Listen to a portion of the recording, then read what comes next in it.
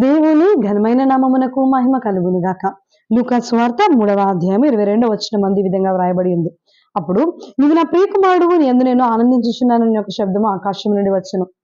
మరి యేసుక్రీస్తు ప్రభువారు తన యవ్వన మంది ఎప్పుడైతే బాప్తిస్మం పొంది ప్రార్థన చేసుకున్నారో, పరిశుద్ధాత్మ దేవుడు పావురం వలె ఆయన పైకి దిగి వచ్చినప్పుడు సెలవిస్తున్నటువంటి రెండో మాట ఏంటి అంటే, నీ యందు నేను ఆనందిస్తున్నాను అనబడినటువంటి మాట.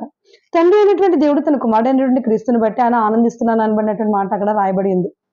మన తండ్రిగా దేవుడు ఉంటున్నప్పుడు, ఆయన కుమారులుగా ఆయన కుమార్తెలుగా మనం ఉంటున్నప్పుడు, మనల్ని బట్టి మన ప్రభు సంతోషిస్తున్నాడా ఆనందిస్తున్నాడా అనే విషయాన్ని మనం గమనించుకోవాలి. ఎప్పుడు సంతోషిస్తాడంటే, ఆయన మార్గం కూడా మనం నడిచినప్పుడు, ఆయన క్రియలు మన యందు ఉన్నప్పుడు మనల్ని బట్టి ఆయన ఆనందించే దేవుడు. అట్టి క్రియలు అట్టి మార్గం మన యందు ఉన్నాయా లేవో మనల్ని మనం పరిశీలించుకోవాలి. ఒకవేళ క్రియలు లేని వారంగాను అట్టి మార్గంలో నడవలేని వారంగాను మనం ఉంటే, ఇప్పుడు దేవుడు మనతో మాట్లాడుతున్నటువంటి మాటలు బట్టి మనల్ని మనం సరి చేసుకుందాం. ఆ ప్రకారంగా నడవడానికి ఇష్టపడదాం. దేవునిలో ముందుకు కొనసాగుదాం. Praise the Lord.